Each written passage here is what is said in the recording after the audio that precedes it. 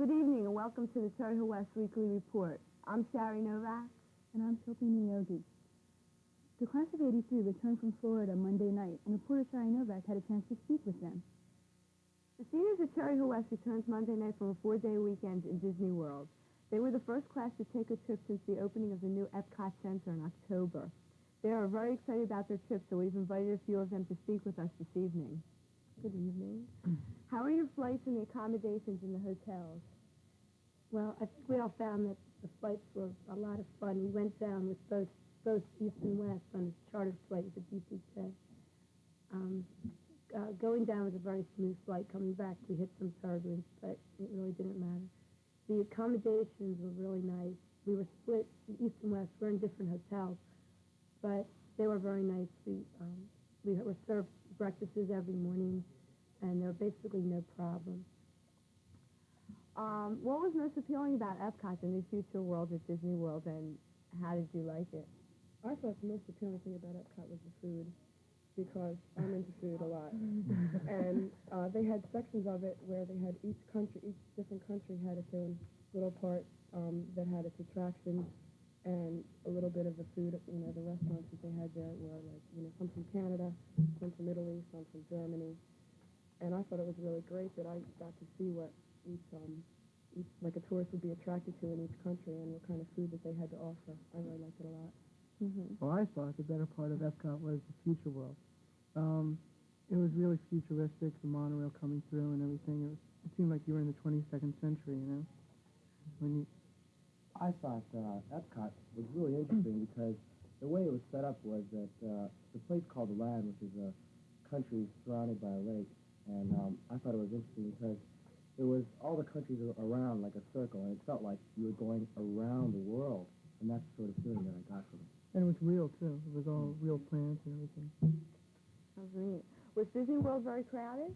There were a lot of people in all the rides and everything, but the good thing about it was that usually the rides moved pretty fast, like the lines, and even the restaurants were pretty crowded all the time, but lines moved generally really quickly. Yeah, it seems they found some way to perfect it because the lines are really long, but it didn't take long at all to get to the rides. What types of rides and exhibits were unusual that you enjoyed? I thought Wet n Wild was really incredible. It really blew my mind. I want to move there. Definitely. To Wet n Wild? Or yeah, live there. Any other rides that were different? Space Mountain, which is the famous roller coaster at Disney World, which is they have two different trails, but it's all uncovered in the dark. Other rides that everyone likes to enjoy, like 20,000 Leagues Under the Sea and the Jungle Cruise, like Pirates of the Caribbean. And over in the new Epcot Center, the thing that I was very impressed with is one of the rides that they have there is in the Mexico exhibit, where they have like a boat ride that takes you through kind of an example of what Mexico is like, which was very impressive. I also thought that really interesting how a ride that wasn't really as famous as Space Mountain and Thunder Mountain and all these other rides was If You Had Wings. It was really interesting because you're riding in this car, and what it is there's a 180-degree projection type of screen, and you're looking at it, and they show this one part where you're like taking off from an airplane, and so we're sitting down, and as you're going through it, it looks like you're going faster and faster and faster. It was really good. That's good. What were some of the things that you did together besides the day trips to Disney World and Epcot? We went roller skating. The last night we were there, we went roller skating, and what they did was, the first hour roller skating, and the second hour, whoever wanted to could get in the middle of the floor and dance. So we boogied. It was pretty good. Then we had, Wet and Wild, and after Wet and Wild closed, they made a barbecue for us and a dance, and this was with both schools. And Disney World wasn't just the exhibits. We went to some of the hotels and right on the beach and stuff. And we took motorboats down. So great. What did you do at night besides roller skating or the barbecue? Basically, stopped around Disney World. It was really beautiful at night when we looked at Main Street. Everything it was all lit up, and I got a lot of pictures of that. It was absolutely gorgeous at night. It really was. Mm-hmm. How was the weather? It was great. When flying down there, we're all in the plane kidding around about the weather, and then the pilot comes on and said 75 and sunny, and we went straight to Wet and Wild, and everyone got tan. The first day was the nicest day. The rest of them were, sweater weather. Clear blue skies. It was beautiful. Well, I know on behalf of me and the school, we welcome you home, and I'd like to thank Jody Berman, Jeff Archie, Sue Parkell, Mario Cruz, and Janine Capello. Thank you for sharing your trip with us this evening. On Tuesday, students and faculty from Temple University presented a program at Cherry Hill West. The students representing the opera workshop performed famous excerpts from familiar opera literature. The Temple trio, consisting of pianist Alexander Ferrero, violinist Helen Kwalwasser, and cellist Hirofumi Kano, played individual movements from classical works. On Thursday, March 10th, NYT Cable Channel 2 will air the Knowledge Bowl with competing West students against Holy Cross. The advisor of the event is Dr. Fletcher, an English teacher at West, and the 4 students scheduled to compete are Shilpi Nyogi, Howard Masters, Jeff Schumann, and Seth Klukoff. The alternates have also been chosen, and they are Marshall Jackson, Joyce Sangre, and Mitch Feynman. The big event will be held on March 3rd at Burlington County College, and the contestants will be bringing along family and friends to cheer them to victory. If West does win, they will continue on in the competitions against other New Jersey schools for a grand prize of $50,000 in scholarship money. So join us here on the cable to watch.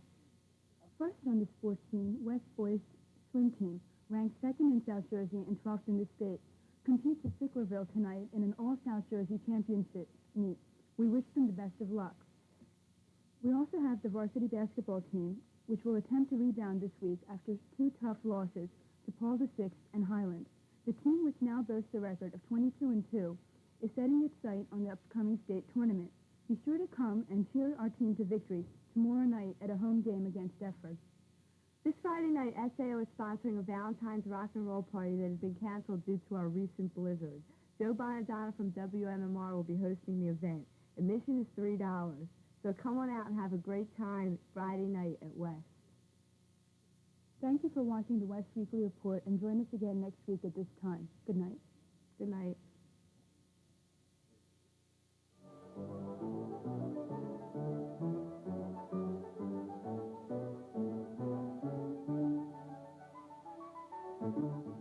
Good evening. This is Krista Smith with Burma Australia, bringing you East Update for Wednesday, February 23rd.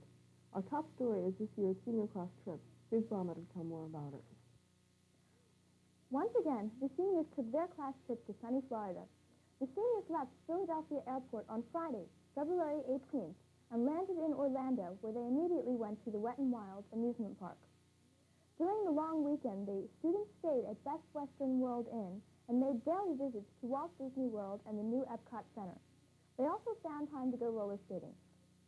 While we were still digging out from under the snow, the weather was warm and sunny there the whole time, and the students enjoyed themselves very much. They arrived home, tired but happy, Monday evening. East's clubs cater to a variety of interests, including future careers. One of these is the law team, which is currently participating in the New Jersey mock trials competition.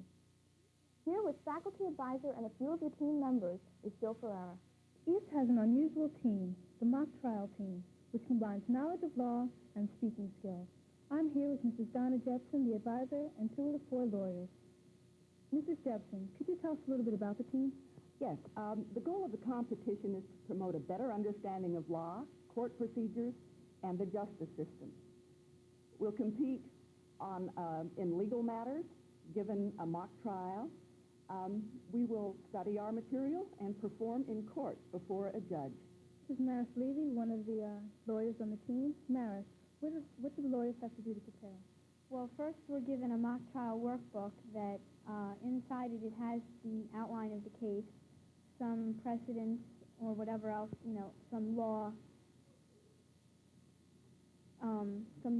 law precedents telling us that we can use. We have an outline of the witnesses and their job or role in the trial and other things. We're supposed to, before we get to this competition, our job is to get the witnesses ready, to drill them so that they know what they're up against. And when we get to the competition, we're supposed to have an opening statement and a closing statement and a list of the direct and cross-examination questions, and we go and we perform, and usually, we've won so far. This is another one of the lawyers, Dina Kravitz. Dina, can you tell us how you've done in competition? Yes, we have competed on January 31st against Triton in Camden County Courthouse, and we have won. And we are planning to have another competition soon coming up in March. Mrs. Jepson, what are things coming up in the future? We hear that we will be meeting a team in Burlington County in March. Our advisor is Mr. Robert Brooks, an excellent cheerleader and full of information. We want to be sure to give him much credit for this. We'll be meeting a team. We don't know what team it will be, but it will be in Burlington County. If we win this competition, then we'll go on to the final, the Supreme Court of New Jersey, on April 29th, Law Day. Thanks, Mrs. Jepson and Mr. Brooks, attorney from Westmont. Good luck to you all. This has been Jill Ferreira from East Update. Pirates of Penzance, the smash Broadway hit that received the Best Revival Award, is being brought to East by East Drama Department. Mr. Robert Nason is directing with Mrs. Barbara Hall in charge of choreography and Mr. Bruce Yurko directing the orchestra. It is the hardest play East has ever done, according to Mr. Nason. The cast is relatively small for a musical and the staging comparatively simple to other East productions, therefore emphasis is on strong acting skills by the cast.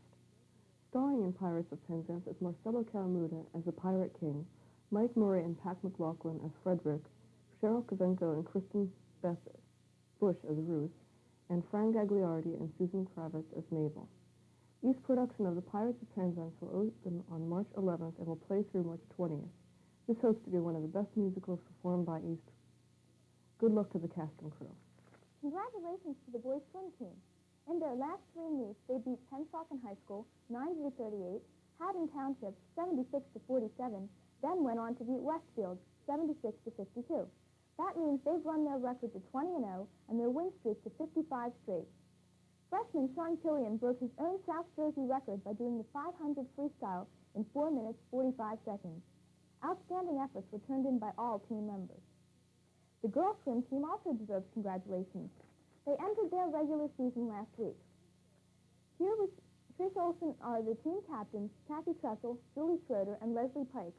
This is Trish Olson along with 3 of the girls' swim team captains, Kathy Tressel, Leslie Pike, and Julie Schroeder.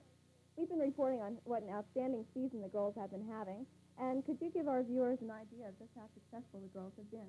Sure. Our standings for this season are 14-1, and we defeated the state champs Westfield 87-42. Okay.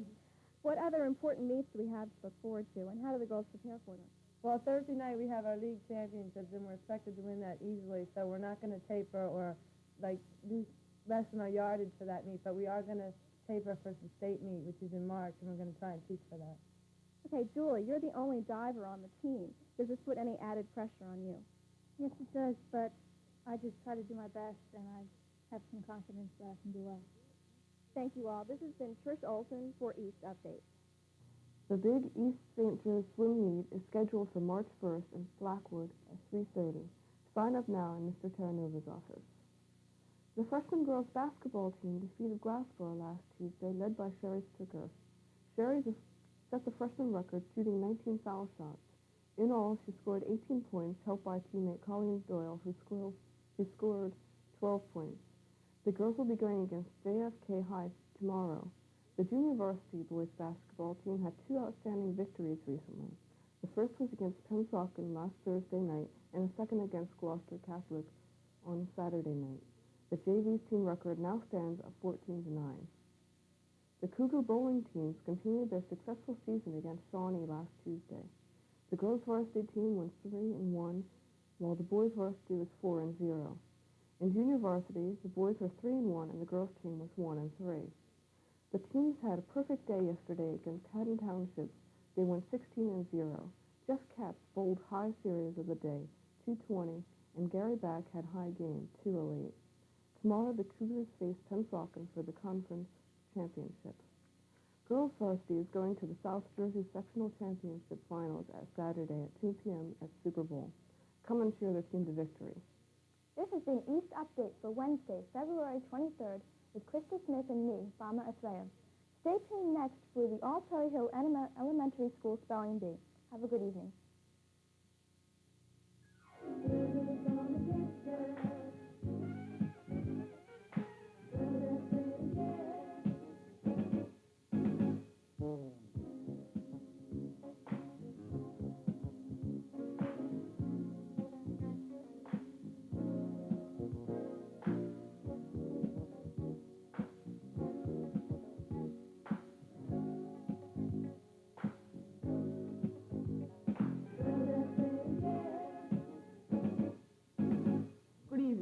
Michael Arikin, and welcome to Brainerd News.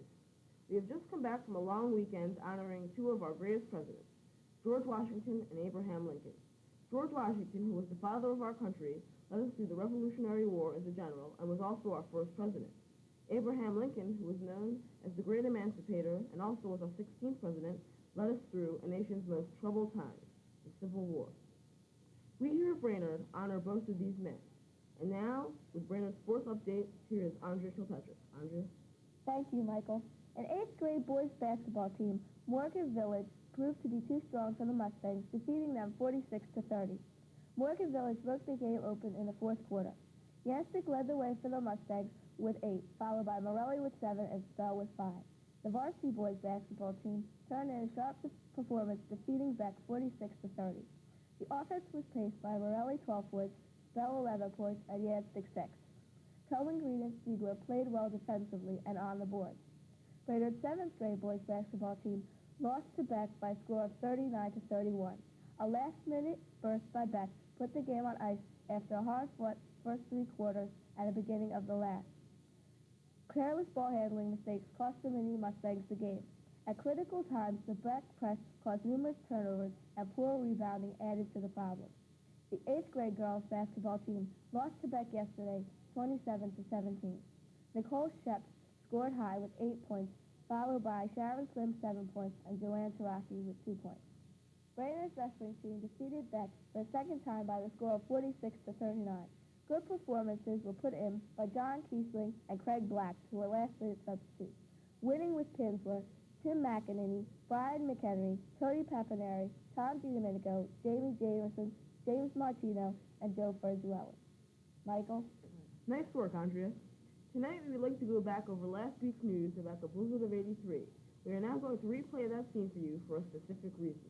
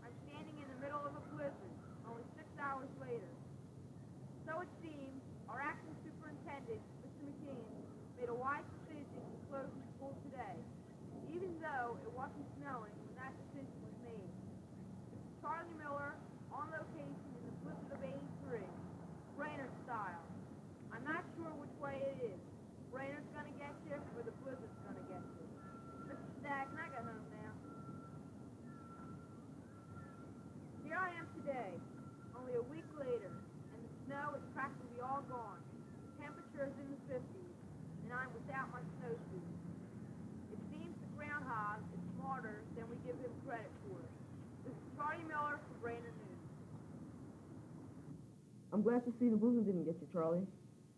For the entire Brainerd News team, this is Michael Arrington saying good night, and I hope you join us next week.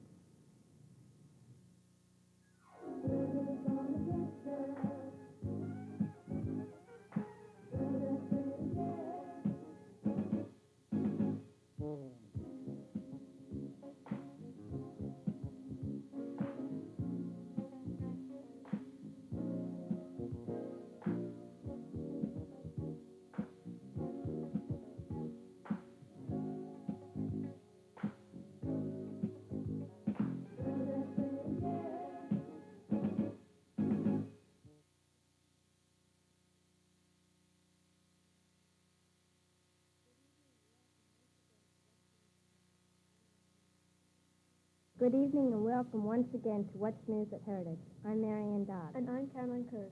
Tonight we will be interviewing our new Vice Principal, Mr. Joseph Rappa, and learning about Heritage's Gold and White Week. Mr. Rappa, can you tell us our viewers a little bit about yourself? When did you begin working in Cherry Hill, and what are your duties as Vice Principal?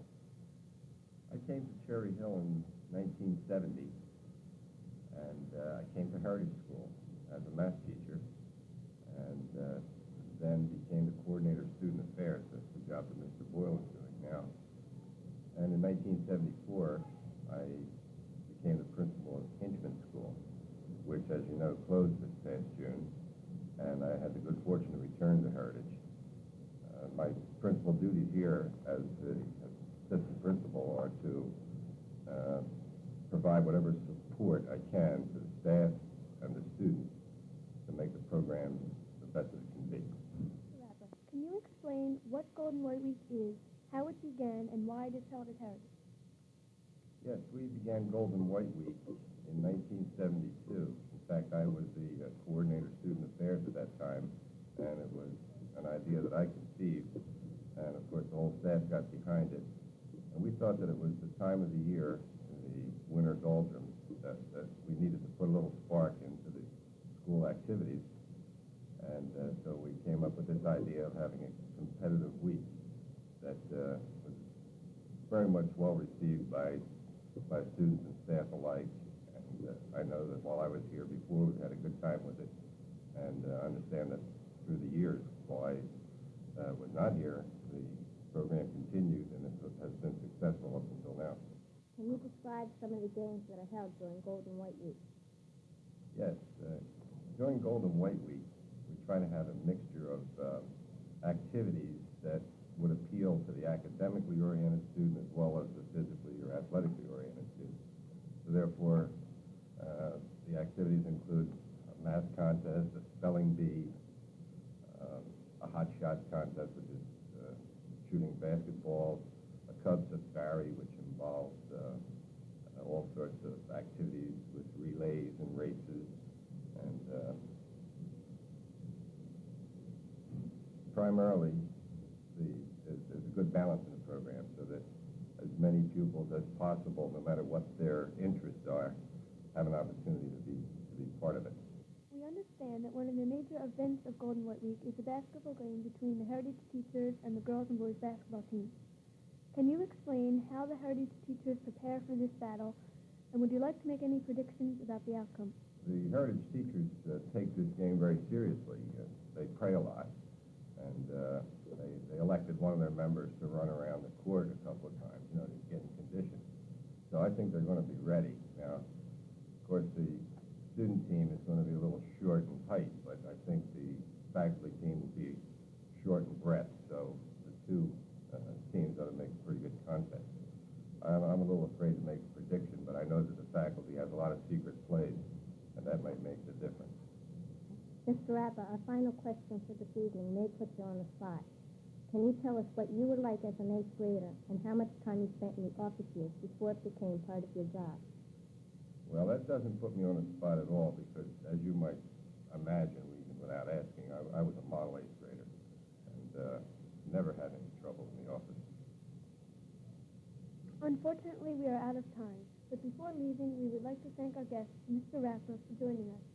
And to ask our viewers, please write to us at Heritage and tell us how you've enjoyed the first 2 months of What's News at Heritage and to make suggestions for future shows. Please mail letters to What's News at Heritage, in care of Heritage Junior School, Cherry Hill, Browning Lane, Cherry Hill, 08003.